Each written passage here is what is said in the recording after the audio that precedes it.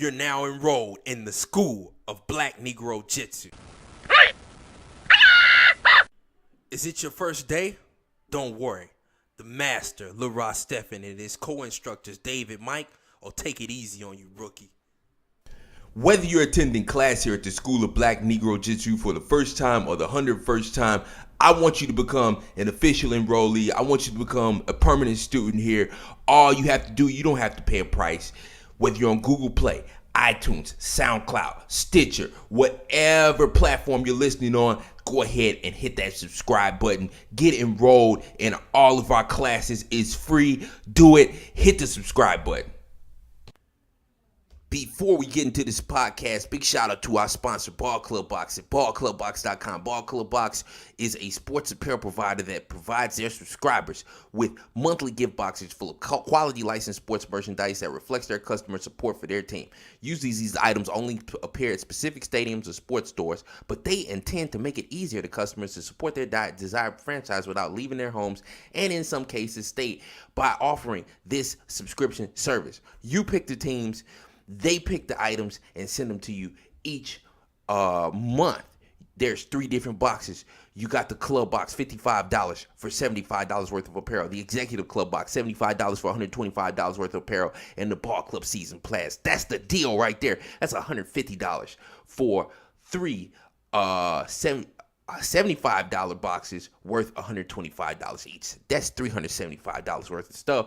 That's $225 more than you paid. Ballclubbox.com. Go check it out. I'm telling you, they're the shiz.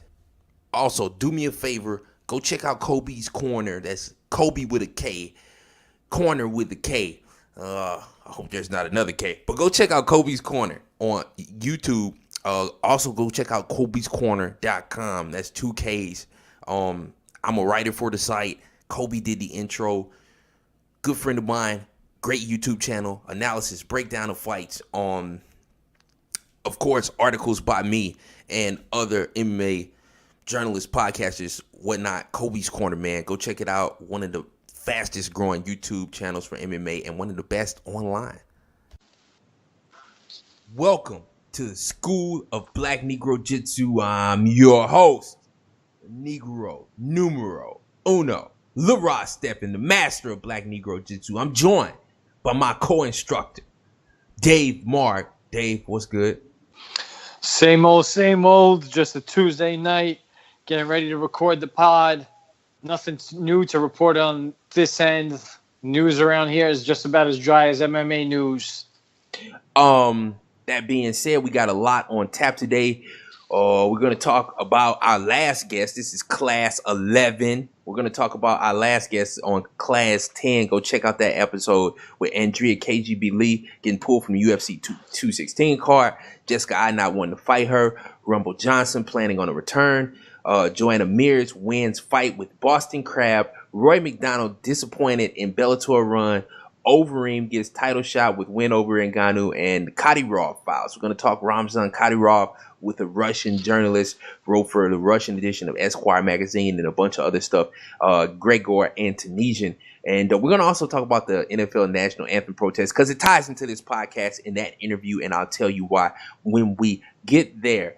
But first things first, let's talk about our last and latest guest, Andrea KGB Lee. We actually talked about this on the pod before the pod even was, before this ever happened. So Andrea KGB Lee is the guest. We have been talking about fighters missing weight because of their period. And Andrea had earlier in her career taken a water pill to deal with bloating, I assume. We had talked about it on the pod. In order to deal with her the bloating during her period, and she was suspended by the athletic commission in whatever state that happened. Well, it ends up that the story that we ran about a week before, or the conversation we had a week before she was ever put on short notice on the UFC 216 card against Kalindra Faria. It actually got her pulled from the card. She ended up, USADA, when you have a positive test, I guess outside the organization, you have to be in the testing pool 6 months. Andrea Lee had tested positive that time when she was dealing with the bloating from her period, and now she's going to have to wait 6 months until she makes her debut. Dave, what do you think of that? We were all over that. We broke that story, or we had the story before the story was ever a story. What are your thoughts on that news? Yeah, so I think somebody had to have dropped the ball there. I don't. So I kind of understand the angle, right? From my understanding of listening to Andrea on our pod and MMA Hour, once you sign with the UFC, I guess if you had any prior suspensions due to popping for anything, USADA puts you back in the pool for at least 6 months before you can fight. I don't know. So somebody had to drop the ball, I think, is obviously on the UFC end. It kind of shows, again, it shows a little bit more of the ineptitude of the UFC since the whole WMG, IME takeover, the reoccurring theme of this pod, right? I don't know how, if you are a professional organization and you're signing somebody to fight, I don't know how you don't, and USADA's got these rules. I don't know how that's not hashed out beforehand. I don't know how you don't, announce we've signed Andrea Lee, which is a pretty big women's signing for them, right? And then, kind of divulge the information that, she can't fight for 6 months. She's in the USADA pool. Then, schedule a fight for her somewhere down the line. Maybe find a good opponent, as opposed to trying to put something together last minute because of this whole Jessica I and Paige Van Zandt thing. So it seems like they kind of try to rush this fight between her and Faria, and then end up turning around and negating the whole fight by saying, oh, by the way, you're in the USADA pool for 6 months. You can't fight for 6 months. So it seems like to me, from my hindsight, my opinion, right, it looks like what happened is after Paige hurt her back and pulled out, they tried to get Andrea as a replacement for Jessica I to fight for Paige Van Zandt. She was supposed to fight Jessica I. Jessica I didn't want to fight her because she was prepping for Paige Van Zandt. So they get on Andrea the next fight they could get her on short notice. They get Faria, and then it turns out somebody finds out, somebody UFC brass finds out, hey, by the way, you're in the USADA pool for 6 months. You can't fight, and pull the fight. So it looks like a more ineptitude on the UFC's part. I do commend you for having her on and honestly being like that first tidbit of news. The fact that we broke the suspension here, and it kind of was a precursor. I mean, I wish Andrea's a sweetheart. I wish her nothing but the best. Yeah, I was very sad about that because I was looking forward to having her fight because she'd just been on the show. We had talked about her. She said she wanted to debut early 2018, which is where she will be now. But yeah, we just had her on the show. I was really excited. Like, wow, we just had her. And then she gets pulled because of exactly what we talked about, which was very, very interesting. That's another breaking news for us. We've broken a lot of news on this podcast. Yeah, of course, Jessica I did not want to fight Lee. If I were I wouldn't want to fight anybody tough either. Let's see. In other news, Rumble Johnson is apparently on the comeback. Anthony Rumble Johnson is planning his return.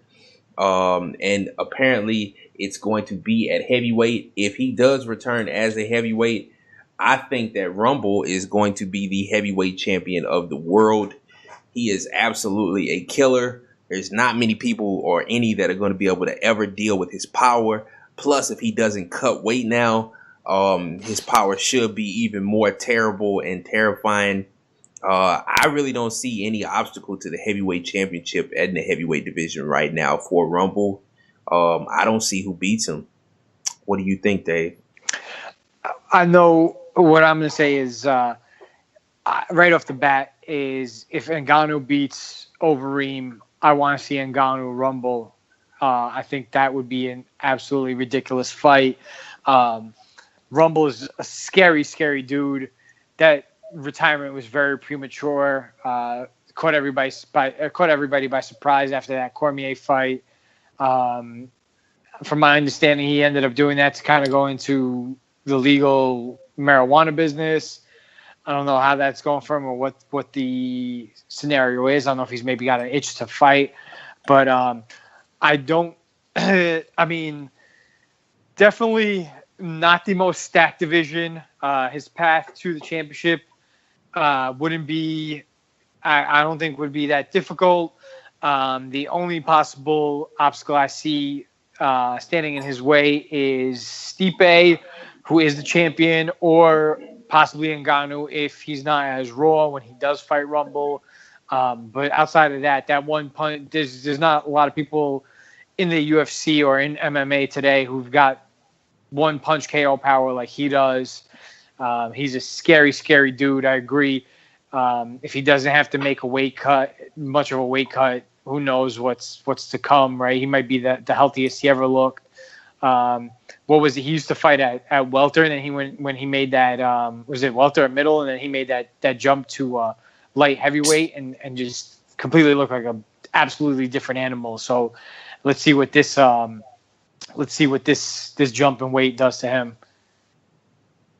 Yeah, I think this is absolutely a wonderful career move. I always wanted to see Rumble be a champion. It was very sad to see him retire and go sell weed.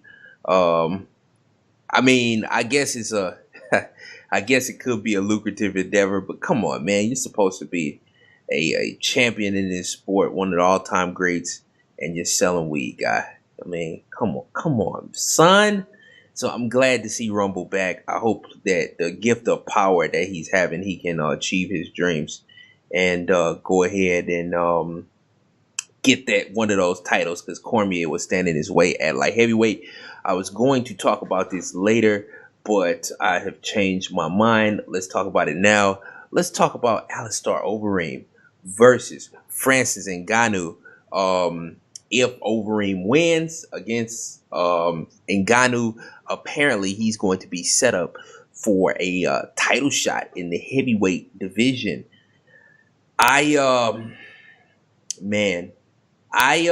Technically Overeem should win this fight. He's the better technical striker. He's more skilled as from a standpoint of technique and experience. But I figure Ngannou's going to win because Overeem lacks durability. And I just feel like, I just feel like Overeem just doesn't have a chance anymore. Technically, though, Overeem should win this fight and beat Ngannou. But I see Ngannou landing something and getting Overeem one out of there. So, Dave, what do you think? I think this should be a hell of an entertaining fight, but I don't know. I don't think Overeem gets another title shot if he has to go through Ngannou here. I agree. I'm 100% on board with what you're saying. I think if he falters here, that's basically the end of his career, right? This is kind of his last and best shot. If he beats Ngannou and faces Stipe again, is a possibility if he could wrestle that title away from Stipe, then maybe he retires on top. I don't know how much he's got left in the tank. Reem is a very technical and very good striker, especially for his size. But I agree that durability is not there. We've seen him wobble a few times. We've seen Fabricio wobble him in that last fight, which I actually think Fabricio took by decision, a very close decision that Overeem squeaked out. I think that although Ngannou is very raw and everything points to the fact that he should lose, I think he's that once again that scary power, and I think him just coming forward, I think it's possible that he just he hits Overeem with something that just puts him to sleep. We've seen his chin tested recently. We've seen him a little bit on Dream Street, and Ngannou's power is just scary as well.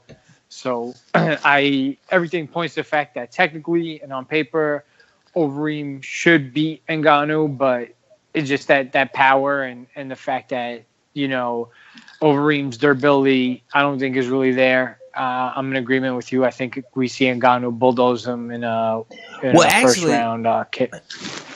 Let me change this up a little bit. Let's change the narrative on this. It's only a 3-round fight. It's set to be the co-main event. Well, I guess the card isn't set in stone yet, but in 3 rounds, I could see Overeem, doing what he does, low output type deal. Alistair Overeem, there's no excuse for him not having been heavyweight champion at this point. He's the best striker in UFC heavyweight division history. He is very good on the ground. If we would have a paper champion, Alistair Overeem would be the UFC heavyweight paper champion. I don't think there's any doubt about it. Yeah, man, I've been very disappointed in Alistair Overeem's run. I guess because he's too old and he's lost so much, from a standpoint of durability to now really get that title. I mean, he's got all the skills, but he just doesn't have the chin anymore. So, yeah. Let's not forget. He also popped positive for something, if I'm not mistaken. So yeah, but that was back when he was that's back when he was Ubereem, when he was he's about 30 pounds of muscle heavier, man. Do you remember those days? Yeah, when he absolutely obliterated Brock Lesnar. It was ridiculous. He stuffed all his takedowns, was throwing them down like a child. That was the science project Overeem, the X-Men version, man. Professor Xavier took him down to the lab and put him in one of those water tanks or whatever, had him on. That was, oh man, I'm glad USADA came in, because if Overeem were still alive, there is no. He would have been eating featherweights for breakfast, lunch, and dinner. If he was man, there would be no obstacle to a title reign right now for Overeem.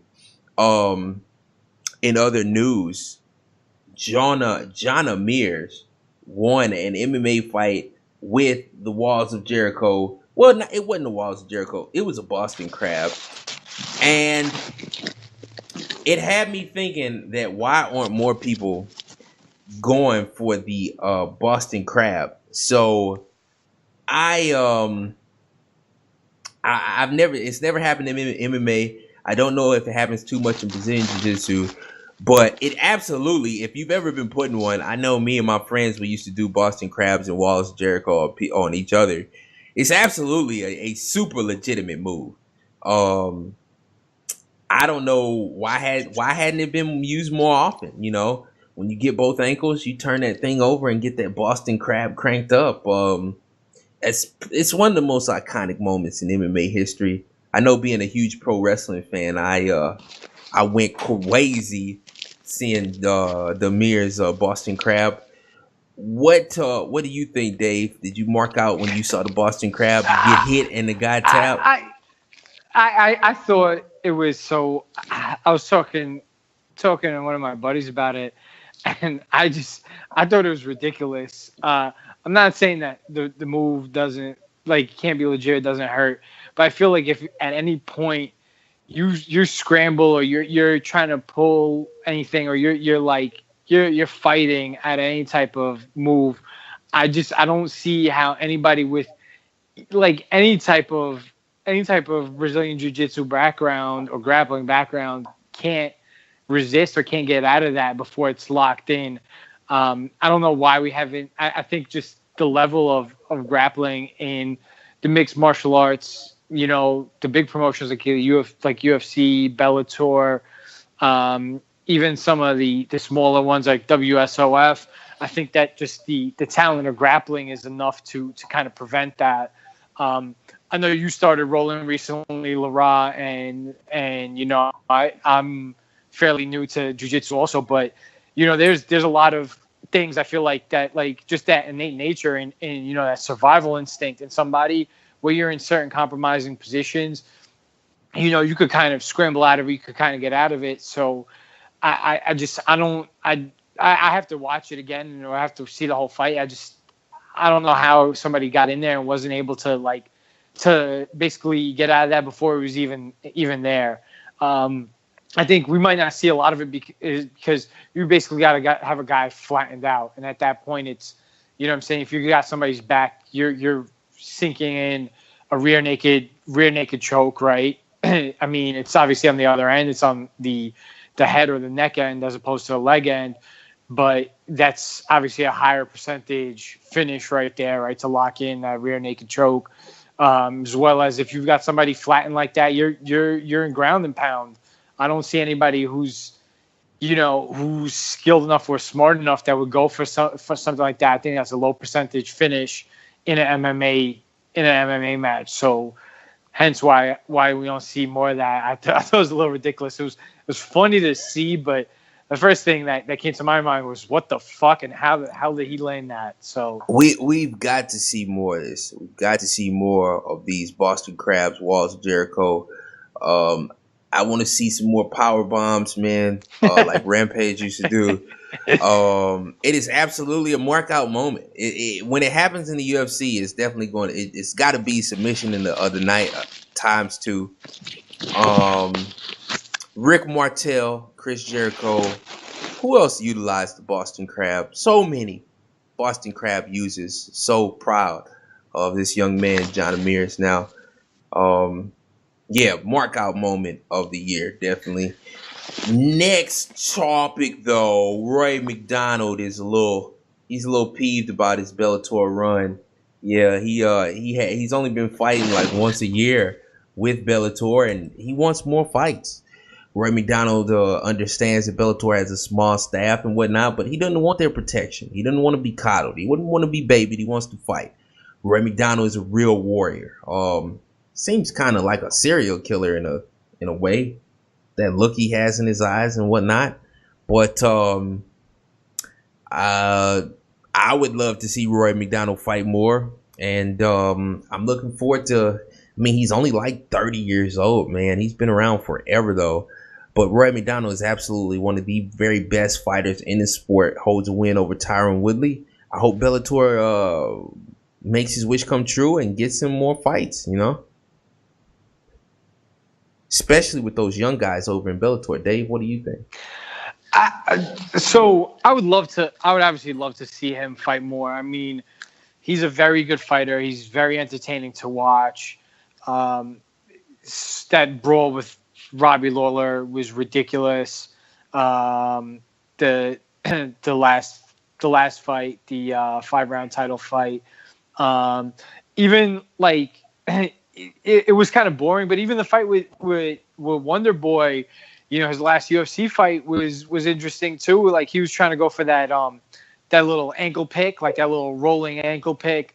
And it was a little boring in the sense that it was like very technical, but he was trying some new funky stuff that you know, to try and get Wonder Boy off his game. It's try and close the distance. But I think at the end of the day, right? This was like it seemed like a financial move that he made to go to Bellator, and if that's a financial move he made, he's got to kind of put up with what Bellator is, right? Bellator is not. They don't have the same amount of fighters or the same roster that the UFC has. They don't have the cream of the crop that the UFC has, and they don't put on as many promotions as the UFC has. So, I mean, if you're leaving for financial reasons or you wanted more money, signing in Bellator, different opportunities, you got to kind of take what comes with it. He's still young. He's actually, I was just looking it up, he's 28. It does suck that the only fight we've seen him fight in Bellator is Paul Daly. It'd be great to see him fight some more. I know he's got that fight with Diego Lima coming up, title fight. Hopefully after that, you know, when he has the title, maybe he can dictate a little bit more what he does.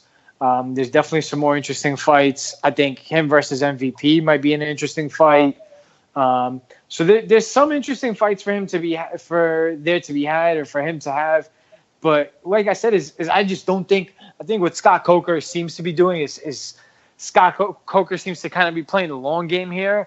They don't seem to be churning out as many fight cards as the UFC. Like it feels like UFC every other, besides the lull that we've had recently, it feels like every other fight, every other weekend, every weekend there's a fight card, right? And like I said, in the past in this pod, it seems like they're going for more quantity over quality. While I think Scott Coker is trying to build a long-lasting product, kind of like what he did with Strikeforce, and he's kind of getting some young talent in guys like MVP, Aaron Pico. They signed Dylan Dennis. I think they're trying to slowly establish a roster and not really stuff MMA down our throat, kind of like the UFC is. So I think it just kind of comes with the territory for Rory. I think that I understand he wants to fight. I'm sure they'll love to have him fight as much as they can because he's definitely got to be one of their bigger draws, right? But it doesn't seem like they're churning out as many fight cards as the UFC is. So it just comes with the territory. They seem to be trying to establish their kind of brand. So that's my 2 cents.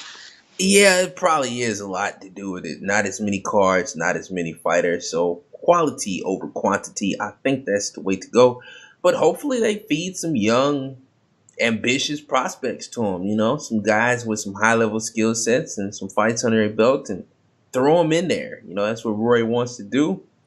It'll be good for both sides. In the wake of the Las Vegas shooting, I believe about 2 days ago now, UFC 216 is still on, which is not surprising.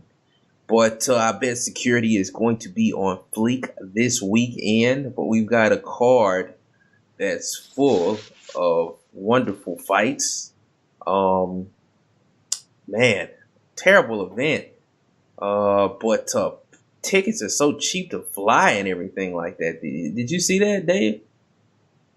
I didn't check ticket prices, but I believe what the UFC is doing as well is I believe they are. I can't recall. Are they donating 100% of the ticket sales to? I thought they were donating $1 million.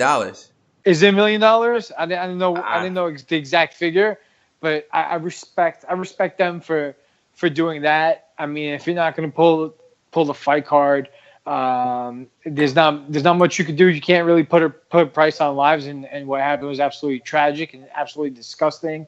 But the fact that they're actually trying to help out and their home base is in Las Vegas. The fact they're giving back to that community, I think, is huge. Even if it's them trying to buy some goodwill, I think that right now the Las Vegas community has just been shocked with this absolute tragedy and absolutely heinous act. And I think they could use, I think the victims' families can use what they could get, and money won't bring those victims back, but hopefully it'll help them out with some things that it was such a horrible event though. Like ticket prices hotel prices, I'm sure probably dirt cheap. Flights are like dirt cheap. I almost feel like going out to Vegas and trying to catch a fight. Or maybe not. I don't think so. That was an absolutely horrid event. But yeah, I was looking at that today. I heard a bunch of people talking about it outside. I didn't believe it, but yeah, it's going to be tough to get people to come back to Vegas. It seems to be combat sports. They're always the first cards to run. Or the first sports to come back after a terrorist event. I remember the WWE was one of the first events to run post 9/11. But Tony's gonna pull it out some way, somehow. But whether it's standing or even on the ground, I think his grappling skills are better than Kevin Lee's. And I think Kevin Lee's got the better wrestling game, but I think when it comes to the jiu-jitsu, I think Tony Ferguson's got him edged in that area. But I don't know. I feel like Tony Ferguson's just a magic man. He just finds ways to win. And I agree. I think he's just more the seasoned vet. I think in something like this, I think, the cream's going to rise to the crop. And I think he's going to rise to the occasion. And I think he's going to beat Kevin Lee. Yeah, Kevin Lee I like him a lot. I like everything about him, but his striking is it's like he's got wrestlers striking. And if Leonardo's son, he just hasn't fixed a lot of the holes in his striking game. and I'm not keen on that. His striking defense, he strikes like a wrestler. His wrestling is absolutely top level, but I don't think he's going to be able to access that too much here, especially going for takedowns like Tony Ferguson's Darce choke series. Absolutely disgusting. So I think it's all Tony Ferguson for me. Of course, Demetrius Johnson, he should beat the sleeves off of Ray Borg. I got Fabricio Verdum over Derek Lewis. You know how Derek Lewis's ground game is, and Fabricio Verdum he's the better striker, and he's definitely leaps, bounds, cheeseburgers, Big Macs, way better than Derek Lewis on the ground. Derek Lewis has apparently fixed his diet for this fight. He has left the McRib out of the diet, but I don't think that'll be enough to lead him over Verdum. What do you think? It depends on what Verdum shows up. If Verdum wants to grapple, I think that he wins this fight handedly. You know, we saw what Roy Nelson did to Derek Lewis, grappling wise. But I think if it somehow stays on the feet, I think he'll somehow find I think Derek Lewis will find a way to win. I really, as a character and as a fighter, I love watching Derek Lewis fight. I love his Twitter. I love everything he's got to say post-fight. I think he's one of the great characters in the UFC. I don't know. I don't know what was going on in that last fight against Mark Hunt. He retired after that fight, and he's coming back. I don't know if his heart's in it. I think if he's really dedicated, he really dedicated himself to this training camp, then I think it's possible that, you know, he wins, because I think Verdum's better days are behind him. But who knows what Derek Lewis is going to show up, because we all expect that. Well, not all of us. I can't make that blanket statement, but I think a lot of people expect him to show up and beat Mark Hunt, and he just got the brakes beaten off of him. He seemed like he kind of just didn't even want to be there. So I don't know. Let's see what Derek Lewis shows up, but I just want to continue watching him fight and continue watching him talk shit, because he's quite the character. Yeah, he's quite the character, but he's got some big holes to close up in his game before he beats somebody like Fabricio Verdum. But just when I count Derek Lewis out, that's when he comes through. We've got Mora Romero Barella versus Kalindra Faria. I don't know. I haven't watched the film on Barella yet, so I can't say. I think Beneil Dariush should take a close decision over Evan Dunham. What about you, Dave? I'm in agreement with you. Dariush was looking good. The only fight he looked bad in was the Barbosa fight, when Barbosa, what did he catch him with? Was it a knee? I believe that put him out cold. It was. Let me look that up. Hold on, just wait 1 second, Laura. I actually want to look this up while I've got it. But I think if I'm not mistaken, he looked good his last few fights until he ran into Edson Barbosa. So let's check this out really quick. Yeah, it was a knee. He caught him with that knee coming down. Before that, yeah, he was beating Edson Barbosa, wasn't he? Yeah, he was fighting a good fight, and he's been looking really. I feel like his last few fights he looked really good, and then he just got caught with that knee, that brutal knee, and that was that. He was whipping Edson Barbosa's ass. I forgot about. I'm probably gonna have to delete my Evan Dunham lineups now, because he shouldn't stand a chance. He beat Rashid Magomedov before that, right? Beat James Vick with a KO. Lost to Chiesa, beat Michael Johnson prior to that. Like he was fighting really well up until that Barbosa fight, and was fighting well in that first round and a half, and then just got caught with that KO and was just put out cold. So I think he beats Evan Dunham here, to be brutally honest. Yeah, that's probably like a cash game play on DraftKings. Next up, Tom Duquesnoy versus Cody Stamann. I think Duquesnoy should beat the shit out of Stamann. He's just not a very good. He's a good athlete, but his striking, Terrion Ware was piecing him up, and if he can't get the takedown like he was against Ware, he's going to be in trouble. What say you, Dave? I'm in 100% agreement with you there, Lara. Okay.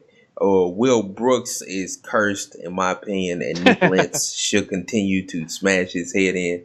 This is his third fight against a grappler, and I think this will be his third loss. They both trained at American Top Team and have trained together. Spent a lot of time training together. I've got Lando Groovy Lando Venata. He should put Bobby Green away. Bobby Green has not looked very good. He's not looked like old Bobby Green. Although he did look good in his last fight though, which was a split decision? It's very close. I can't even say who really won. Yes, to Rashid Magomedov. So Bobby Green is back, but I think the Groovy one should put hands on him. I think Pro Gonzalez is going. What do you think, Dave? I think Lando should put hands on him, but he looked weird against David Tamer in his last fight. But hopefully we see the groovy one back. Hopefully we see some funky shit like one of those spinning wheel kick knockouts. So hopefully we see something crazy out of Lando in this fight. Pearl Gonzalez over Botella. Pearl is the much better grappler. She almost submitted Cynthia Calvillo. Dave, what do you think of that fight? I agree with you as well. I don't know much about her opponent, but she looked decent against Cynthia Calvillo, and I think that she's gonna get the win here. Walt Harris, I think he should put Mark Godbeer away, but he might find a way to lose that one.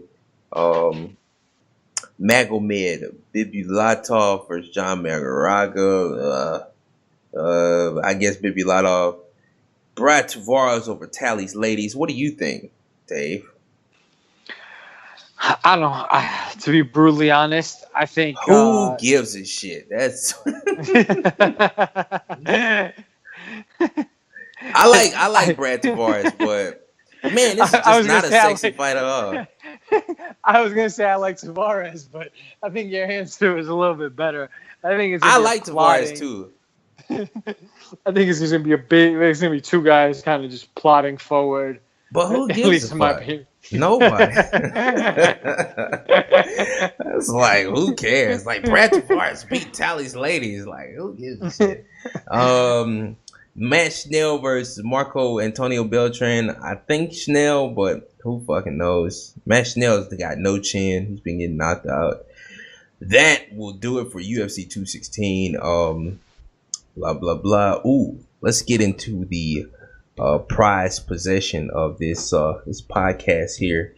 The Kadyrov files. I'll be doing different pieces with different journalists, and hopefully one day Ramzan Kadyrov himself on something that I have kind of picked up on, and that's the fact that in the midst of the NFL's attempt to silence protest or distance towards the towards the anthem or the flag at NFL games, which those portions of the game were paid for by the Defense Department of the United States military.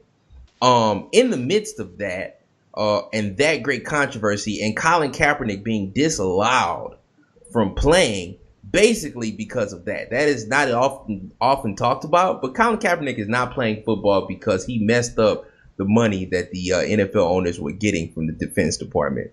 Okay, now I don't hear that angle painted in the American media hardly ever, but what I have been hearing is about Ramzan Kadyrov being this horrible dictator who uses fights to further the military agenda in Chechnya, and I just don't. It doesn't seem right. Ramzan Kadyrov hasn't hurt any Chechnyan fighters that I know of. He's only helped prosper them. I can't speak towards his position as a saint because he lives an extraordinarily bloody nation where bloodshed is just, it seems like it's a part of life. I mean, Grozny was completely decimated by the Russians. It's a war-torn nation and has been for many decades now. I know he's got blood on his hands, but probably because you have to rule in an area like that. But I want to figure out this Kadyrov puzzle and why people are painting this man out to be a war mongering person that's taking advantage of the youth. When I see NFL owners taking advantage or putting down NFL players in order to further their agenda with with the war and recruiting these kids here. Now, Dave, what do you think of all this in the light of the fact that people are, and they weren't even doing anything against the military or the flag. It was all about police brutality. But the fact that they messed up the Defense Department money and Colin Kaepernick has been disallowed to play and other players are now being threatened to not be allowed to play if they were to do such a thing, it's very disturbing that Kadyrov is being spoken of as the warmonger, profiteer type, child soldier type guy, and the NFL owners are not. Like, before we get into the Gregor Antanesian interview where I get an expert or Russian journalist, Gregor Antanesian, I talk with him because he's from Russia, has done journalist work over there, and Chechnya is a Russian territory. But before we get into that, what's your opinion on this whole situation? How do you feel about the fact that Kadyrov is being painted as a warmonger? You want me to touch on the whole Kadyrov thing, or you want me to touch on the... Well, it's all connected. I mean, what do you think about the juxtaposition between that? Why is Kadyrov a guy who's using MMA to recruit child soldiers and NFL owners are not? What is going on with that? I think it's right. It's a funky juxtaposition, and it's a hard comparison, and it's tough. So it's gonna be a little tough for me to kind of articulate my thoughts here, right? In the sense that, right, I don't think that the whole thing, right? I think it's like I said, it's gonna be very tough for me to articulate these thoughts, but right, I'm very big on equality and people living their life the way they want to live life, right? Like anybody, I'm a white male, you're an African American male, right? And yes, I think we should have the same exact thing, same exact rights, same exact everything, right? We, at the end of the day, we breathe the same air and we bleed the same blood. So this is true, Dave. So I think that there should be no, right, because I was born a white male, there should be nothing in life that dictates things easier for me, right? Or the fact that I don't have, I don't have to, like, what I'm trying to get at is the fear of, of a routine police stop possibly turning bloody due to a police officer fearing you or fearing anybody else that is black due to their skin color, right? Right, so, but I don't think that's Dave, I know that's all relevant, but I don't think that's the main point here. The main point is the national anthem wasn't played until 2009 when the Defense Department started pouring millions of dollars into the different teams to run these segments, right? Mm-hmm. Colin Kaepernick, when he started kneeling for the national anthem, he uncovered all the money the teams were getting under the table and outside of the collective bargaining agreement from the Defense Department, and they had to give that money back, because of John McCain. Now, I'm not hearing the NFL owners being painted as child soldier, recruiters or as warmongers, war profiteers. But Ramzan Kadyrov is, and I don't see him ruining any Chechen fighters. Like, he's not ruining Chechen fighter careers. Like, he's helping them elevate their game. NFL owners are tearing down NFL players, and I don't get why the media is tearing down Kadyrov, but not the NFL owners. I don't see any Chechen athletes being torn down by him. What is going on with that? I mean, in your opinion, what do you think? I think it has to do with body of work, right? And it has to do with in the eyes of American citizens, I feel like the country can do no wrong, right? Like, no matter what, no matter how many times, the United States gets involved in politics elsewhere around the world, or intervenes and sticks their nose in business where it probably doesn't belong, right? We, in the eyes of a lot of the citizens of the United States, I feel like we can't do any wrong, while a war-ravaged country, right, like Chechnya, is a little bit different, right? And the fact that you know that Rams and Kadyrov is a nut job and is very outspoken and basically says, down with the West. Like the West has to be basically wiped off the face of the earth.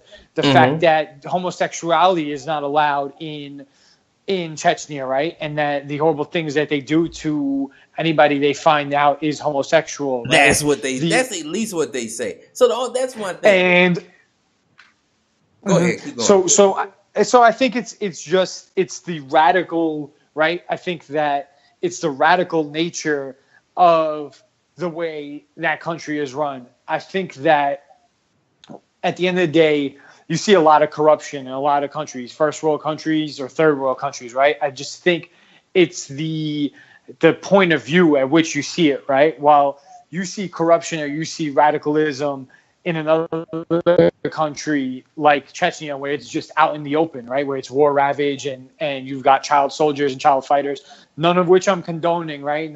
I'm just saying it's out there and it's out in the open. In Chechnya, though, you have to be a child soldier. You have to be a child fighter. It's not like here in the United States where with historically athletes, they've been using athletes to further the war. And if you refuse to be used to recruit the children, Muhammad Ali comes to mind. Now we've got Colin Kaepernick. They want to keep you out of the game. If you're a young man that says, I don't support the war, well, they say you're bad. Or have we forgot about Pat Tillman? Pat Tillman, he left his NFL career, successful NFL career, to go fight for the United States military.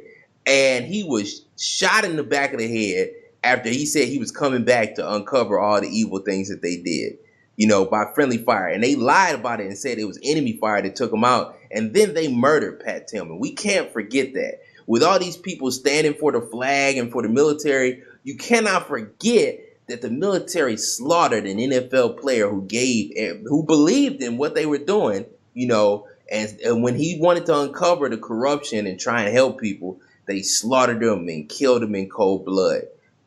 Cannot forget that, I'm saying that the conspiracy to use children or recruit children in war is much more pronounced here in the United States than it is in Chechnya, where, yes, it's war-torn. Kadyrov is very, he is a warrior type king, but that's what you have to be in Chechnya. And the only thing I really see people holding against him is his thing with gays. But I don't think there is a thing with gays, because I heard the same thing about Iran and Ahmadinejad. It's just that in Islamic countries, there's not the same type of tolerance for homosexuality that there is here. You say it was radical, but it's radically different from Western civilization, I think. So I think all that's true, Dave. I think we've made some good points here. You got any more points? No, I mean, I don't think we have enough time to really run through everything. But I just think it's to further that. I just think that the way that the tactics are here, in the way that we see things in the United States, a lot of things are done subliminally or behind the scenes. I don't think the society or the country is as open. We're not as much of an open book as a war ravaged country like Chechnya, and it's you compare apples to oranges, right? Like, we don't know everything we see, right? It's a lot of things are perception based, right? So we're perceiving what we're being fed or what information we're being fed. We don't know exactly what goes in there, right? So I think that's where that perception or that thought process comes, is that, the media feeds you certain things while you don't see what's actually happening on the ground. I'm not saying, and that's not to say I think Kadyrov is absolutely insane and is completely out of his mind. But with that being said, I think a lot of us make assumptions, right? Or a lot of people make assumptions based on what they see. Why do you say he's insane? Why do you say he's insane? I just think that he's absolutely insane, and that. Well, you have to explain why. You can't just say he's just absolutely insane. It just listen, like the fact that, like I said, is I personally think that that's all like the whole. And I know Gregor got into it a little bit in the interview, right? The whole power play in Russia, I think is a conversation we can have another time, but it's very interesting, right? And it's something that I interpret from, my perspective, right? It looks like, so if from my understanding, right, what Gregor was saying is basically Putin kind of steered Kadyrov into power, right? Yeah. So that whole thing with Putin as well, right? Where Putin, I have a lot of family in Russia, right? And there's a lot of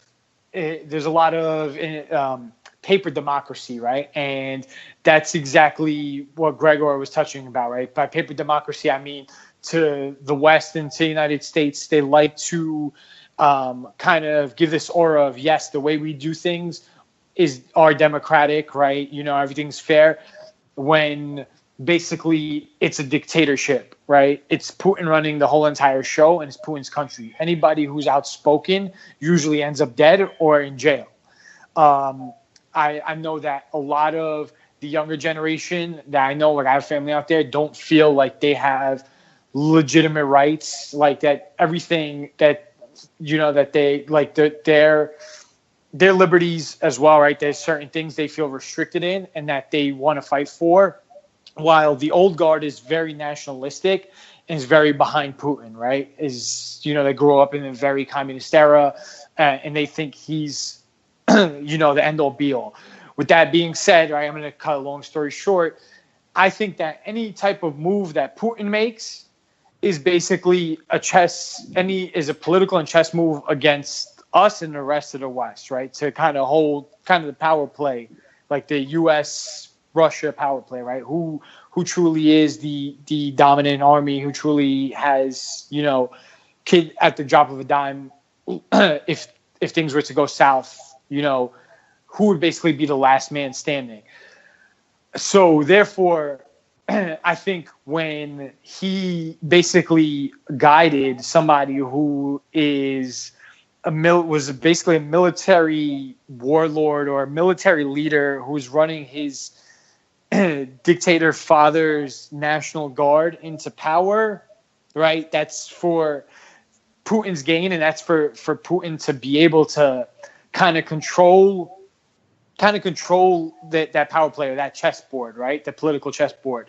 So I assume this is a conversation for this is a long-winded. This is what I'm saying. That's why I was like, don't get me started, because like I said, all right, Dave. We'll cut it there. We'll cut it there. This is too much. We must have this. We must bring in another export, or bring in Gregor. Bring in Gregor again. I would love to jump on there with Gregor. Yes, that's for sure. Gregor wants to be on the show, so we will bring him back in. But let's get to the expert opinion here. Gregor Antanesian,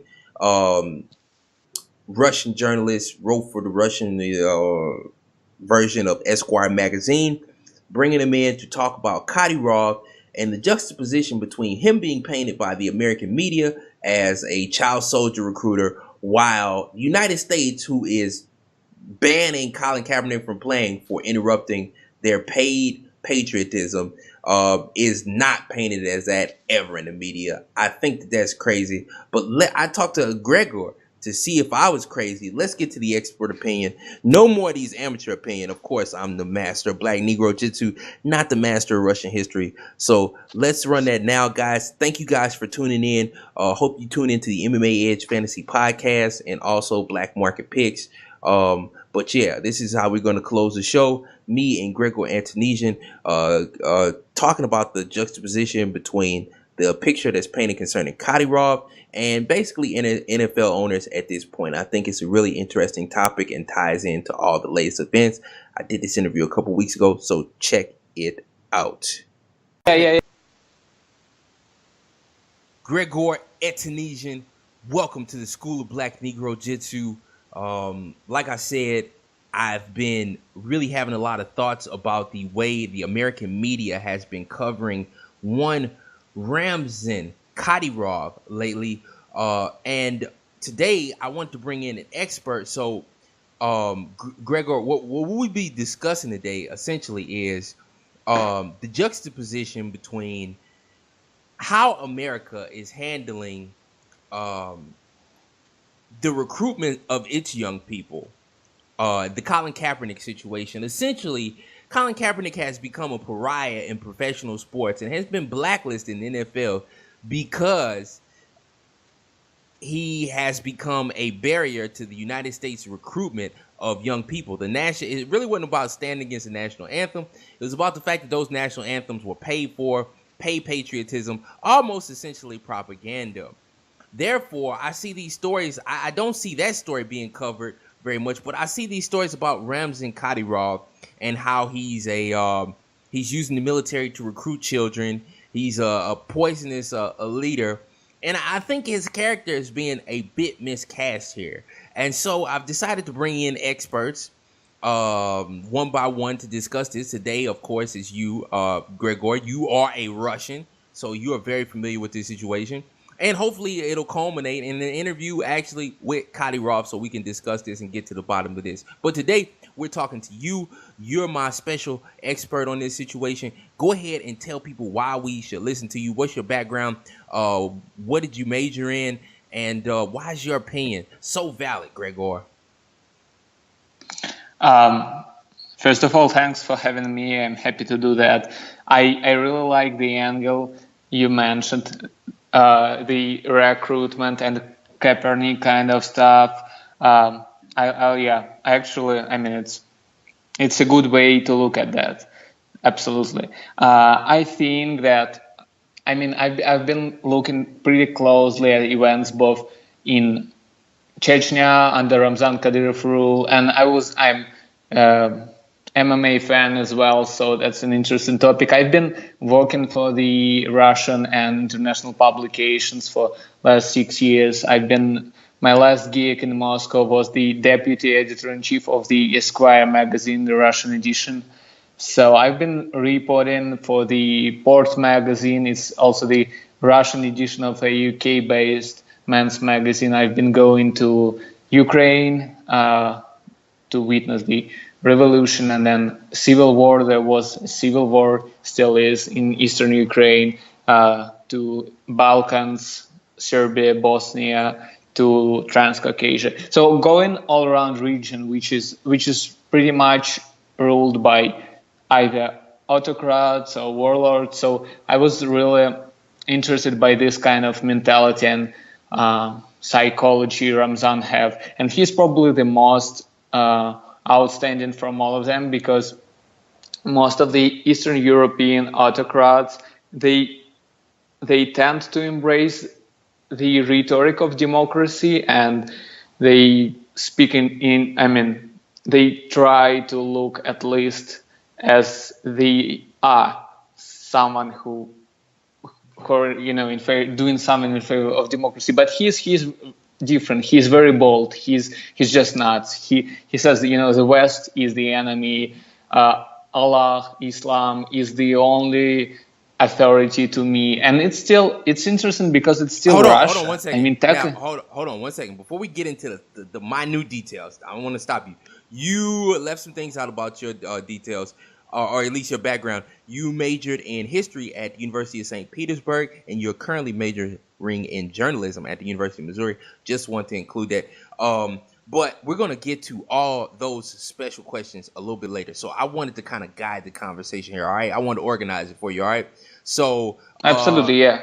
Yeah, here we go. So basically, let's just start off with the foundation of this is that Kadyrov is living. He's in a. Now you say he totally rejects the idea of democracy. He is a Muslim.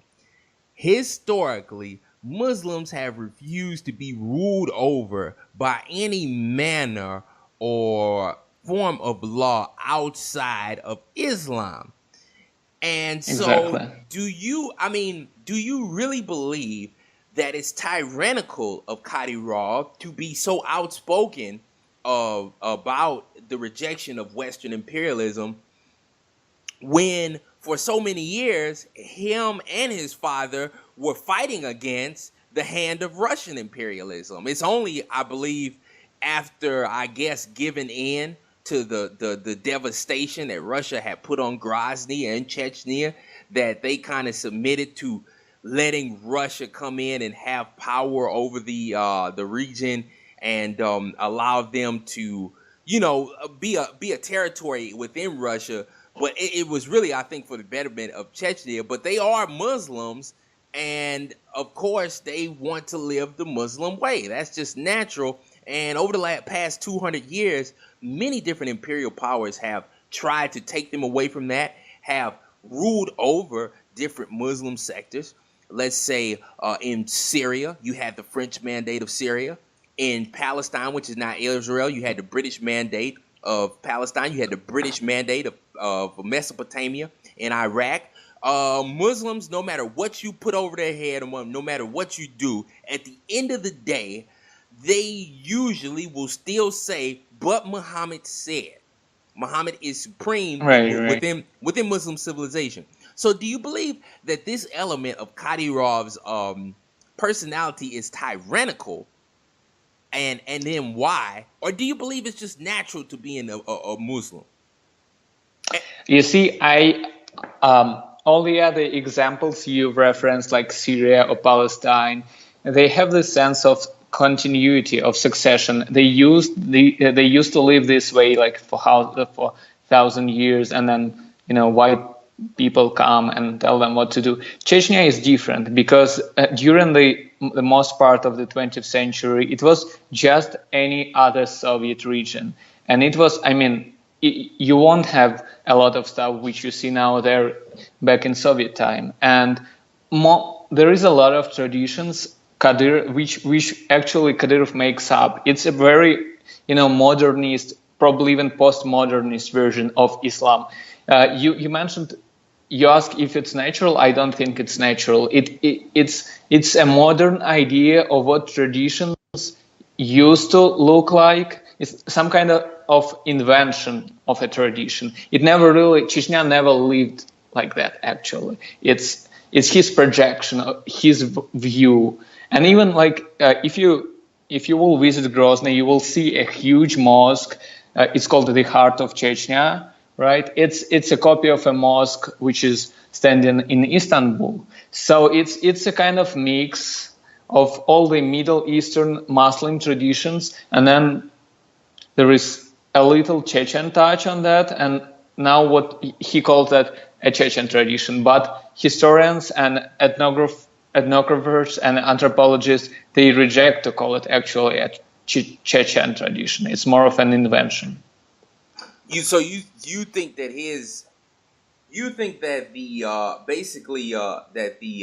the way that they live or recognize Islam in Chechnya is completely unique to Kadyrov and Chechnya.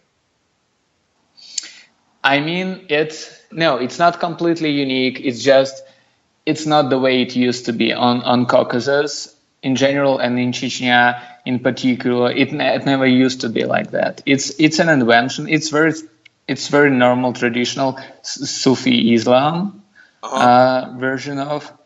Still, it's in terms of lifestyle, it's just new. It's something new. You would never have this kind of, even we can almost say Sharia law on this territory. Oh, but all right. Chechnya, the Caucasus were oppressed.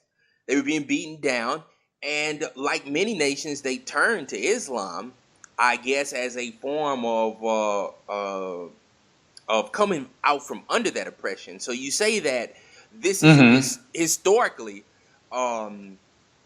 how the Caucasus lived. They are a very clan-oriented region. This is true. Absolutely, yes. And they still have a lot of clan. As a matter of fact, Kadyrov family is a clan. They are one of the clans in Chechnya that now rules over Chechnya. That is his clan. But that being said, I find it interesting that you say it, because Islam is the fastest growing religion or nationality. I'd like to think of it more of a nationality overall. My point is that although Islam is not natural to the Caucasus. It's really not natural to anything outside of where it originated in the Saudi Arabia and that region right there. It's been quickly expanding throughout other parts of the world. So what is your point there that you don't think that the Islamic type of Sharia law that Chechnya is under right now is natural? That's what your point is, right? Absolutely, yes. And still, I mean, it's a huge contradiction because, Chechnya is technically a region of the Russian Federation, a secular federation, a secular country, which is a huge contradiction. Okay, all right, I see what you're saying. On to my next point, though. Kadyrov is an appointed leader by Russia after his father died or after his father was executed. Kadyrov succeeded Akhmat, after whose his mixed martial arts organization is named. It's Akhmat MMA. Yeah. He basically succeeded Akhmat, his dad, in rule. He's the ruler now, and under Kadyrov, Grozny and other parts of Chechnya have experienced, due to them submitting to Russian imperial rule, awesome amounts of growth, success, and he has worked to kind of quell the clan tradition of honor killings, of an eye for an eye. If your family member is murdered, then the other person's family member is murdered. In the light of this, why is Kadyrov looked at as a tyrant when he is in fact the ruler of an extraordinarily bloody and unstable region? Why is Kadyrov looked at as tyrannical, in your opinion? I mean, so going back to the murder of his father, Ramzan succeeded his father when he was never groomed to be a politician. At this point, he was a young guy who was the head of the presidential guard, bodyguards of his father, and he was very much into boxing, athletics, any kind of other sport. And then and he was very young at this point. So one day his father dies, and Putin calls him, and there is a start of this weird relationship between him and Putin, a very special relationship. I call it weird because you won't see any other governor of a Russian region being that close and having this special kind of relation with Vladimir Putin. But anyways, so he succeeds, and as you mentioned, Chechnya it used to be a clan-ruled territory, and he's just a young guy, and there is a lot of people who think they are better fit to rule this place because they are older, and he was never educated and never groomed to do this, and he kind of muscles his way to the presidency, to the leadership. And while he does that, we can't say there are reports saying that he used to persecute his opponents on this way. So that's the base, that's the bottom line when the press, the media started to call him a tyrant. Okay, now let's be realistic. Chechnya is absolutely brutal. All the young men seem to be prepared for war. I'm not sure because I did not look into his pre-Islamic history, but dating back to his clan days, were there lots of rivalries between clans in Chechnya? Would that be an accurate description of the? That's correct. Yeah. Okay, so this is an absolutely brutal region in which modern Western type national rule has never existed. Do you think that the vanishing of opponents or vanquishing of opponents, the fighting against opponents and people like that don't you think that's kind of organic to a situation like Chechnya? I don't know if that necessarily marks you as a tyrant, because if you were not able to fight off your opponents, would you in fact rule the region. What's your opinion on that? I mean, that's a good point, and about being realistic. But I can agree to that. You can't imagine someone making their way to a Chechnya leadership just by online petitions or YouTube videos or whatever speeches you can make, tweets and all the stuff. You should probably do another kind of work as well. But then to continue. When he was already effectively the only leader you would have in Chechnya, having basically no rivalries at all, he would still keep this kind of attitude, and to anyone who would call him out or challenge him, and it would, and the one of the main victims of his rule is now the media. So Chechnya is very, very not press friendly, very not journalist friendly. They don't want journalists in, and they effectively persecute journalists. There is a couple of killings which are linked to Kadyrov. We can't prove it, of course, but there is a strong evidence pointing at Chechen trace at these killings. So there's the way he governs. It's not only the way he did his way, to this position. It's his style of suppressing and repressing everyone who is supposed to be a danger or a threat. Okay, now you said that specifically that he answers challenges to people that call him out. I don't necessarily think that that's a bad thing. I think it's almost necessary in a region like that. But the suppression of the media and journalism, let's talk about that. I think personally there's a big, huge difference between Western media and Western journalism. Now, I got two different parts to this. I think there's a big, huge difference between Western media and Western journalism, and I think there's a difference between what you might find in an Islamic type of situation, as Islam is a target of Western civilization at this point in time and has been for the last 150 years. There's no relevant imperial power in the world that has not targeted Islamic civilization to try and take over its different territories and miscast its population in the name of justifying massive amounts of violence against them. If you are Kadyrov, why would you risk exposing your population to being miscasted, torn down by Western media, which could open the doors and gateways for attempts at war and bombings and things like that? Is Western media, don't you think its relationship with Islam is strained right now? And are they to be trusted with how they constantly cast Islam in a demonic light? What are your thoughts on that? As a media member in Russia, what did you think about how media was treated in Chechnya? And was it all media or just Western media? Because I'm thinking it's a lot of Western media, but what is just, and is that also because that's how the Russian hand deals with media overall? And as Kadyrov is a ruler under Putin, is that necessary? So yeah, answer that for me. Yeah, I was talking first of all about Russian media, not the Western media. So Russian media as well has almost, independent media. They have almost zero access to Chechnya.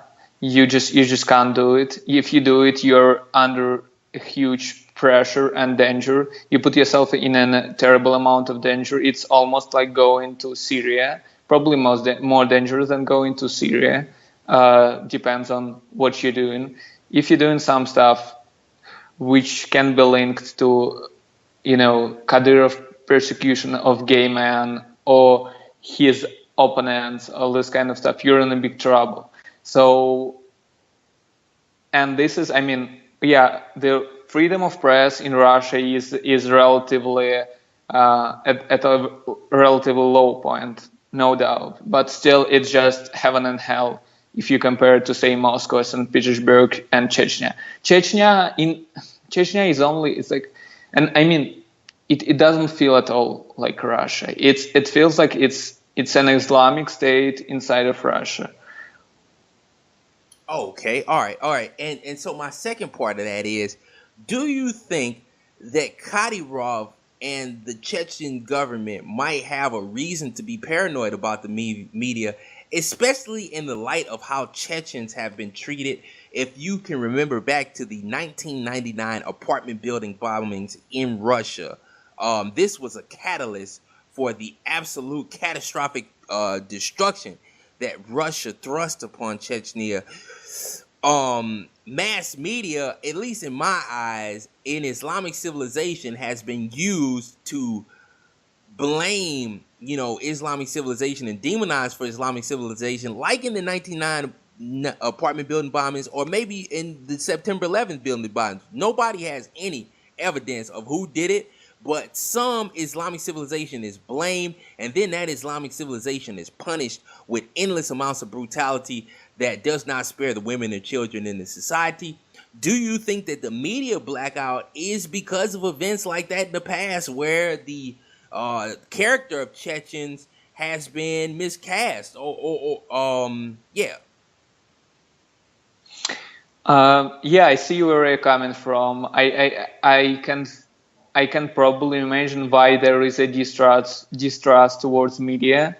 I totally see where you're coming from, but still, like, actually, at this very point, Russian and most of the Western media, honestly, is interested in just two topics, two issues. One, the persecution of the gay man, and the second, how the money is spent. Because, the economy of Chechnya is bankrolled by the Kremlin, by Russian taxpayers.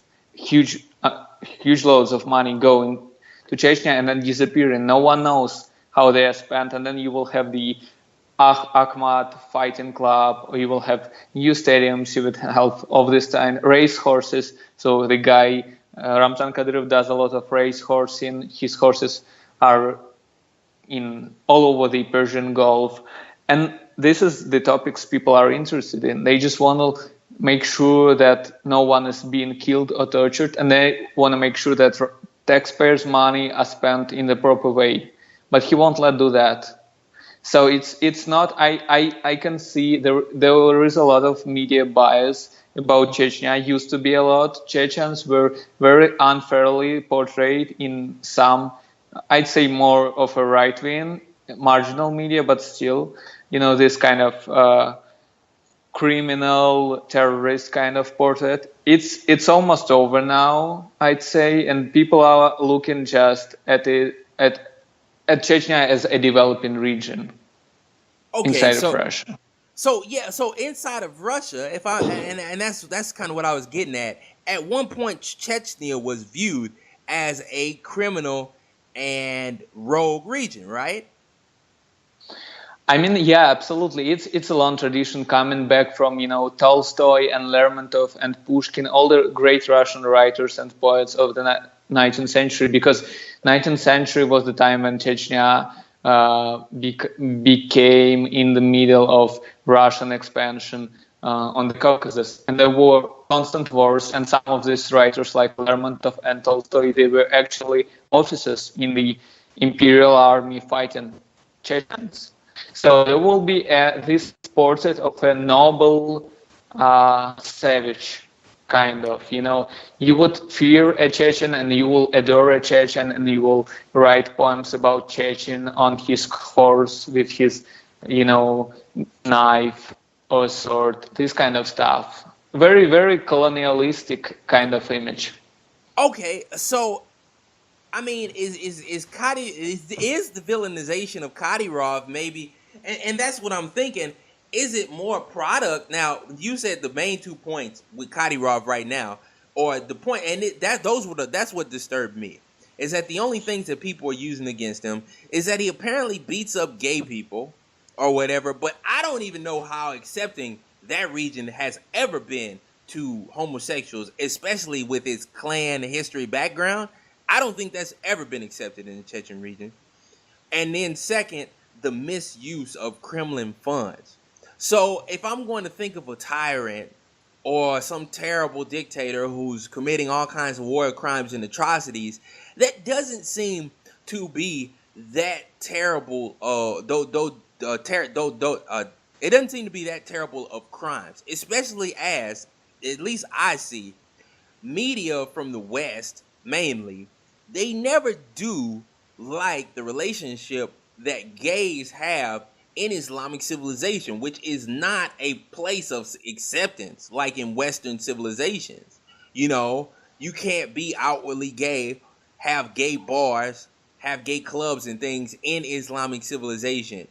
Do you think that the demonization of Kadyrov in this case, which I haven't seen any evidence as to those things are true, but do you think that this type of demonization, because I heard the same thing said about the people in Iran with Ahmadinejad. All right, it seems that always I see. Islamic, or here in Orlando with the shooting down in Orlando, apparently. Right. Right. All right. Now, it seems to me always that the Islamic civilization is miscast and with this relationship to gays. Now, do you think that that Kadyrov is actually killing gays? What have you heard about it? Or do you think it's just the tale of two worlds? I mean, Western civilization is very open to homosexuality and transvestites and things, and Islamic civilization will not have it. Why do you think that? Do you think that the persecution of gays angle is authentic? What do you believe about it as a journalist who comes from Russia? Look, you have a point here, because it's a very difficult and ambiguous and tricky question, because there is kind of simplistic approach from the West, which kind of wants to export Western values everywhere, right? And you will ask, and you will say, oh, look at any other Islamic country, they don't have a gay marriage, so they, it means that human rights situation is bad. It's and you would say no, it's just different kind of tradition. You totally have this point. No one is asking at this point from Chechnya, from Kadyrov, to legalize gay marriage or open a gay bar or whatever. The situation with the minority rights, sexual minority rights in Chechnya is actually it's getting worse. It was never a gay-friendly place. That's true. No one would be in an openly homosexual relationship and be safe in Chechnya. Never. That never happened. Yeah, so that's true. But let me finish. Yeah. Okay. Go ahead. Yeah, but throughout last 2 years, there are reports from people on the ground and people in Moscow who are supposed to be the best experts, people with the best expertise in the region, saying that there is a systematic torture and killing of gay people who are enclosed. Here they are in closet. They don't come out. They are just young men who are gay, and someone finds out, and then they are arrested by people in some uniform, and then they are taken somewhere, and that's it. And this is I know people back in Moscow, Chechen guys who happen to be gay, which is considered to be still in new Ramzan Kadyrov vision of Chechnya a shame, almost a betrayal of all national values. So they would be threatened. They would be threatened by people linked to Chechnya officials, and now they are fleeing Russia, effectively. Okay. Even living in Moscow, Chechen guys living in Moscow, and then they go to Germany, and you will see reports of people being even persecuted in Germany, Chechen guys. And last week there was a report about Canada secretly giving shelter to Chechen gays. I don't know how far it will go. It looks like the guy is on his, he wants to just finish all the gay Chechen guys. It really looks like. Okay, now, so there are a lot of different countries in the world where violence against gays is pretty heinous. I mean, the society just will not accept it. I think Brazil is one of the most terrible and kind of hardest places to live. But it has to be said that when you look at countries that are the most stringent against gays so far as to make it a criminal act, they are mostly Islamic countries. So as we're on the topic of Kadyrov, do you think, just yes or no, do you think it's more Kadyrov or the society? You know, what do you think that's leading to these reports? And or do you think these reports are possibly used to try and subdue Chechnya and displace Kadyrov, possibly? But yeah, don't you think this is just kind of status quo for Islamic civilization, or is Kadyrov to blame, and why? I mean, I think that in Chechnya and probably in many other places throughout Islamic world, the normal status used to be what you've called "don't ask, don't tell," right? Like if you are doing a coming out, then you're in trouble. If you are not, it's more of your own business. That's how it used to be in Chechnya. That's how it's in many places. I think Kadyrov's innovation, his unique vision, is that you can't do it even in private. You just can't do it. It's just, he says we have no gays in Chechnya, which is not true. Definitely they have, but in his vision, they need to purify. That's what he said. He would love to all gay men either to leave Chechnya or disappear, to purify their blood. Okay. So yeah. Still, having said all that, the kind of attention the media sometimes pay to this kind of reports, I don't see a lot. I mean, the closest ally of the United States, Saudi Arabia, officially beheads homosexuals, and no one. I mean, people are not that concerned about that. So there is some level of hypocrisy about it, and Russia is very hot now. Russia is a huge topic, so Ramzan plays these cards probably in a way in terms of media coverage. That's what I was saying, is that throughout Islamic civilization, being gay is a pretty heinous crime. I mean, like on the books crime. So I think that his attitude is kind of subdued in comparison with other nations, with like in Iran or maybe Saudi Arabia, where you would be openly executed, possibly for said offense. And that is a hypocrisy that the United States is advocates of one country and then enemies of another. But that leads me to the main topics that I want to talk about. This is a mixed martial arts show. So what I wanted to get into was Kadyrov's relationship, of course, with the military and mixed martial arts organizations. Now, I've seen a great hypocrisy in American media that has pissed me off. There is ample evidence here in the United States that war profiteering is at an all-time high, and that Colin Kaepernick, former quarterback for the San Francisco 49ers, of American football, if you're not from America listening to this, is in the middle of this. And the reason why he's not playing, it's not because of racial issues. It's because the United States military was paying the different teams tens of millions of dollars to put on the national anthem, God Bless America, different patriotic events at sporting events. They were paying massive amounts of money. And at the same time they were paying this money, Colin Kaepernick was protesting during these paid segments. Okay?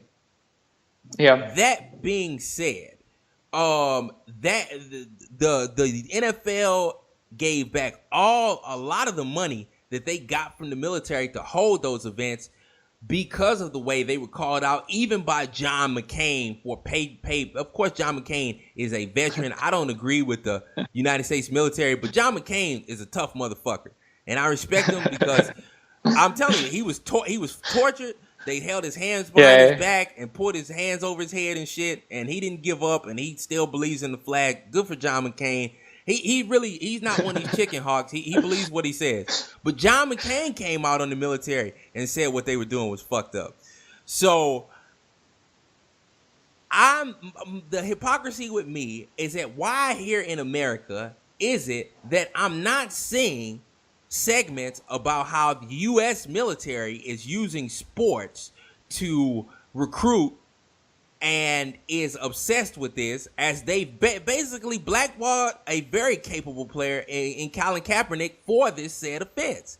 They don't want him having a bad influence on kids and leading them away from the military. Okay? Colin Kaepernick is a victim of war profiteering big companies like Northrop Grumman, like Boeing, all those types of companies, and the fact that the military has always been extraordinarily well invested in sports. Not only Colin Kaepernick, I remember years ago, WWE World Wrestling Entertainment, Rob Van Dam was chastised by Vince McMahon for not going to Iraq to do a show. Okay, so American owners of sports leagues have been targeting athletes and punishing them for not participating in paid patriotism. Now, in our country, that is not talked about. With Colin Kaepernick, mostly the hypocrisy has been focused on race. That is not the root cause. In Chechnya, though, I'm watching Real Sports with Bryant Gumbel, and they're talking about how Kadyrov is using the military to recruit and poison the children of Chechnya. They forget that Kadyrov is a proud combatant and soldier himself. Kadyrov fought in a lot of battles. Kadyrov is not a chicken hawk. He has shed much blood and seen much bloodshed. He is deeply in the military culture because he is the leader of the military in that region, if I'm not mistaken. That being said, absolutely, yeah. He does have. He has his own private army. Yeah, exactly. He does have a mixed martial arts organization, but I have yet to see it become destructive towards the population of the professional athlete there. It seems to be constructive. He seems to be helping the Abdul Edom Karalovs and the Magomed Ulatovs and all these guys like this. While here in America, remember, this dates back to the 60s. Muhammad Ali lost 4 years of his boxing career because of how he got in the way of war profiteering as an influential athlete. Yeah. You have Colin Kaepernick now. Why is Kadyrov being painted as this perverted, low-down child warmonger who's recruiting, going at all lengths to recruit children, when I'm looking at my own country and I see all the evidence that that's true about American sports owners, and I don't see any of that about Kadyrov?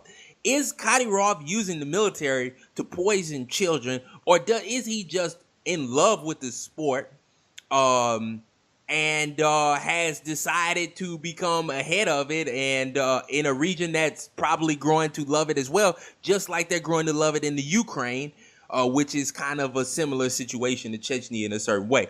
But to go ahead and give your thoughts on that. Don't you think, is that a hypocrisy? Am I crazy or what? Why is this like this in American media? Man, I'm on the same page here with you. I didn't see any poisoning in that. I think that the MMA league he founded and the Akhmat Fight Club, I think it's a good opportunity for the kids from the region, because it's a very poor region and you don't have a lot of stuff, and there is still a terrorist recruitment going on. So any kid who is just hanging out on the streets and doing, any random stuff, he can be a possible target of a terrorist recruitment or just street violence, gangs, whatever, So kids, having your kids at a gym, what's wrong with that? I don't see any problem with that. If there is many of them will be professional sportsmen, but most of them will probably join military or secret service or probably any other official position, there is not that many jobs in Chechnya. You don't have a lot of jobs there. It's a good job for kids.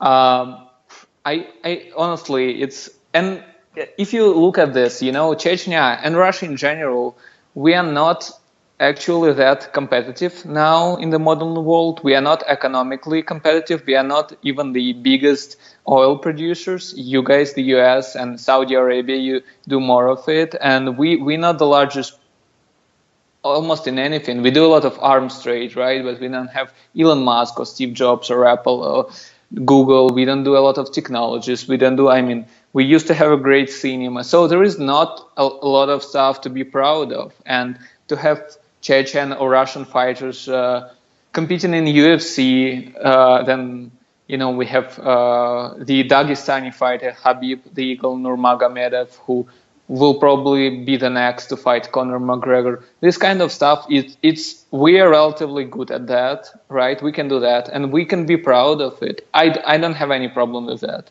Yeah, so you don't personally think that Kadyrov is using do you think he's using mixed martial arts as a recruiting ground, or does he just happen to be a leader of a military who's also the leader of a country who has started a mixed martial arts organization because of his passion for the sport and the Yeah, I region's mean, passion for the sport? Because within that region, Dagestan, the Ukraine now, I don't know if you heard about it in the Ukraine, I believe in the eastern bloc of the Ukraine, Jeff right. Monson is there, and they've got an organization over there. Mixed martial arts seems to be on fire in that region just specifically.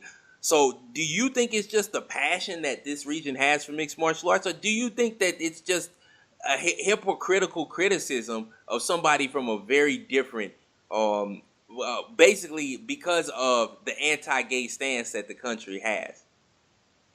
No, I think it's very genuine. This passion of Kadyrov. You know, he used to do boxing. He calls himself, he's officially the master of sports in boxing. It's a like sport title, and in Russia you would have master of sports. It's when you win in some kind of fights on the national level, you become master of sports. You can really doubt that when you see he posts a lot of videos him training at the gym. He doesn't really do the stuff the master of sports would do, but still you believe him. He loved this. He had very little opportunity to do that because when he was growing up, his country was just a mess, a failed state, war-torn region. So now he's like living his dream. He has his own gym and his fighters around. I think it's very genuine. I think And so you're it's not it's his dream. when you've seen did I cut you off or you? No, I've finished. Okay, so when you see guys like Abdul Edom Karilov, who's like one of his right hand man enforcers, or Bibulatov, you don't think it's disgusting for the UFC to exhibit them like Kareem Zidane, a journalist, and other guys I've heard write stories. They have painted this situation as a powder keg ready to bust. Kadyrov is a villain. He's a piece of shit, and as soon as it hits the fan, they'll be ashamed to have featured a lot of his fighters on their shows. You think it's actually an inspiration for Chechen kids where there's not a lot of hope or productivity, not a lot of jobs, not a lot of guys doing a lot of great things. Which side do you think that is? Do you think it's positive that the region is producing mixed martial artists, as that's about all they're producing? They don't have too many other productive businesses or anything like that. Absolutely. I mean, for me, it's two different issues, not that intertwined. I'd say Kadyrov and Putin at this point should be pressed on the gay rights issue, and he's been already pressed on that. I really hope, and I really want to see the persecution being stopped, and I don't think people responsible for that can be called all out now, but still I just wanted to stop, right? And then you have MMA. I don't see a lot of connection between that. I mean, you can say that MMA is hyper masculine, whatever culture, but that's not necessary. You will have a lot of MMA producing regions and they don't persecute gays. It's not connected.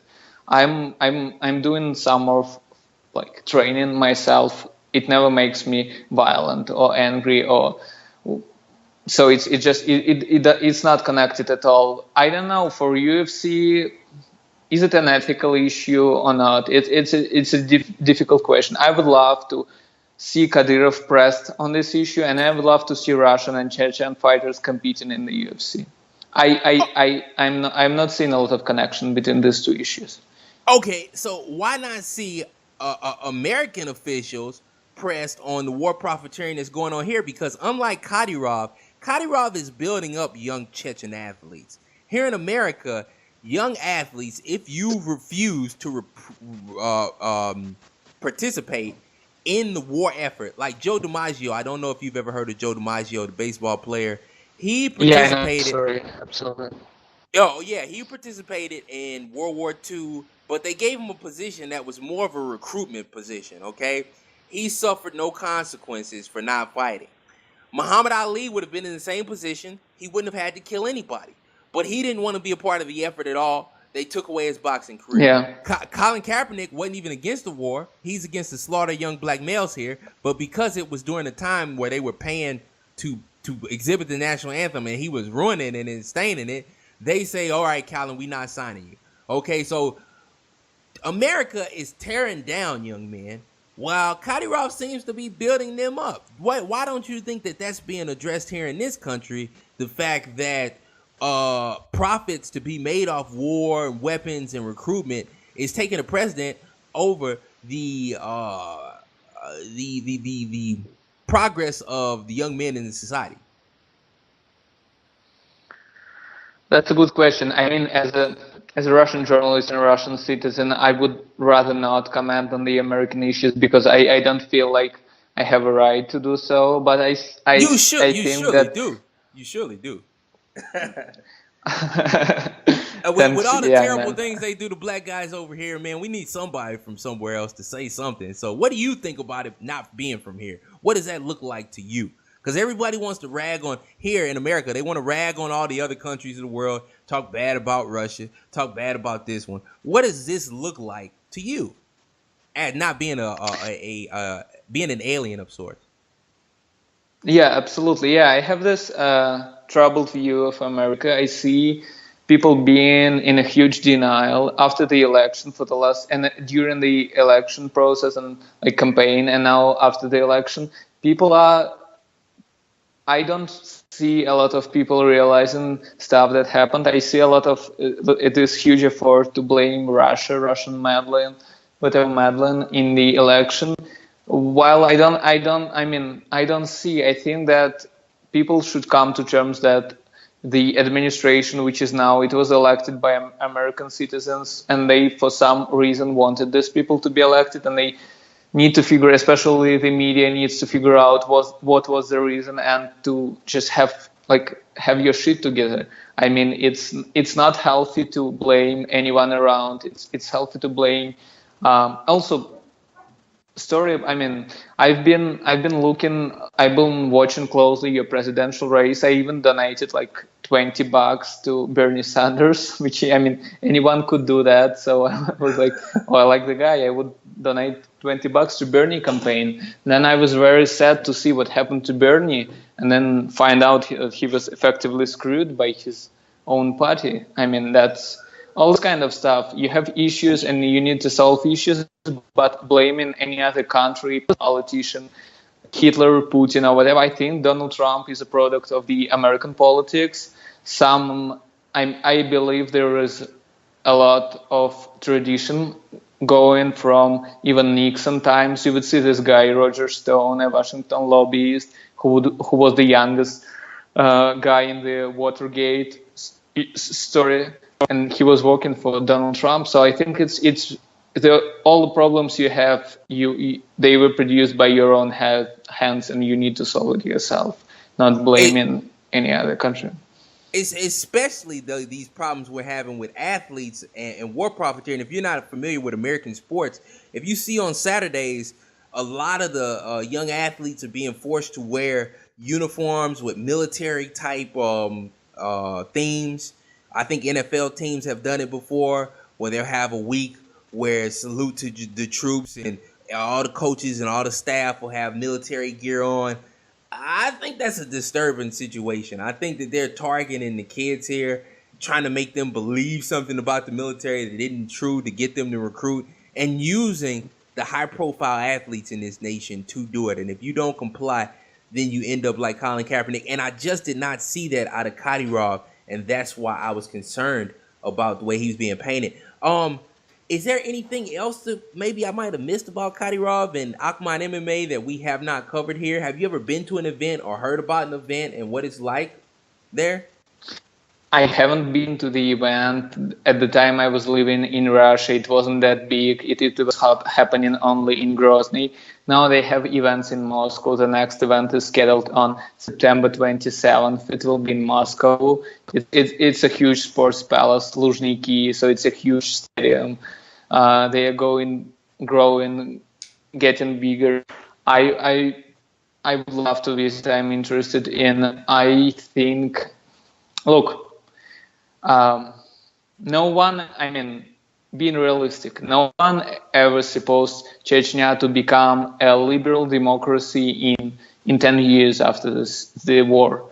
Right? Everyone was understanding that there is a lower expectation in terms of the rule from Chechnya. And we used to talk with my friends, fellow journalists, historians, sociologists, that like we realize that Kadyrov probably is a warlord or a thug even, but as long as it's peace in Chechnya, as long as it's not a separatist or a terrorist held place, we are fine with that. And then, Okay. we can live with that. But now the whole gay persecution stuff, it looks like it's just too much of authority in the hands of one person. I don't know. I'm really very deeply concerned knowing people who are victims of this situation.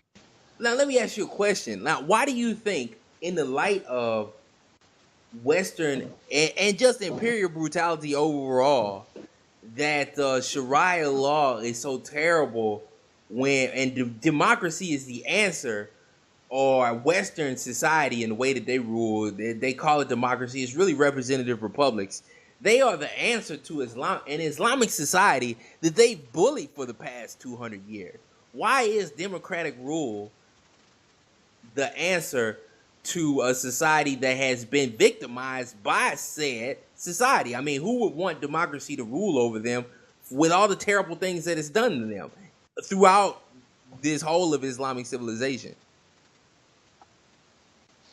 That's a very good point. I don't have answer to that. I don't think that a particular model of a Western liberal democracy is the universal model which will work and which will make any other place a better place. I don't think so. Honestly, it seems like it doesn't work this way.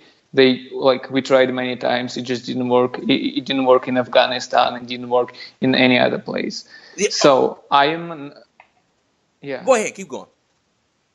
Yeah, so I am absolutely not a huge fan of just a simplistic expert of a Western democracy anywhere. With Chechnya, I think it's a bit different because you will have 1.5 million of Chechens living almost under Sharia law. Effectively, they don't call it, but it's effectively it. Well, I believe it was last year or probably the beginning of this year when the last liquor shop was closed in Chechnya. So you just can't technically buy an alcohol. You just can't do that. Legally you can, but there is no place to buy a drink in Chechnya, for example. Or you have to if you're a woman, you have to cover your head anywhere you go. Anywhere. You can't, any public space. So this kind of stuff. And you have like 1.5 million once again, and we'll have like 140 million Russians, other parts of Russia who are living in a secular, semi-democracy, authoritarian democracy, but still a secular one. And there is, I mean, it's an interesting development to see what will happen because it's two very contradicting models at this point. Okay, now, are you familiar with Mahmoud Muhammad Taha? No. No, okay, all right. Well, that's a different conversation for a different day. The things that you mentioned, you wanted to see Islam progress as a civilization. I don't think that Western liberal democracy is a solvent, because I believe that it is the most polluted government system in the world. Now, the Christian elements of it are wonderful, the type of liberty and freedom to dress how you want and do all those different things how you want. I think those are wonderful. But the violence and the brutality and genocide that Western imperialism has produced over the past 200 years, has just completely been ignored. And I don't think that it's the progression that Islamic society needs. That's a different podcast for a different day. But thank you very much for coming on here to the School of BlackNegroJitsu and giving us a first-class education on Kadyrov, Russia, and all things Akhmat MMA. I was going to just ramble on here by myself, but I said I want to bring in the experts, and I want to have them do it. But thank you so much, Gregor Antanesian. Do you have any links or shout outs or ways people can follow your work? Go ahead and put that out there now for all of our listeners. Thanks for having me. It was pleasure. I'm on Twitter by Grikor. It's me, Gregor, and that's Gregor Atanesian on Twitter. So I mostly post about this kind of stuff: Russia, Eastern Europe, and the region.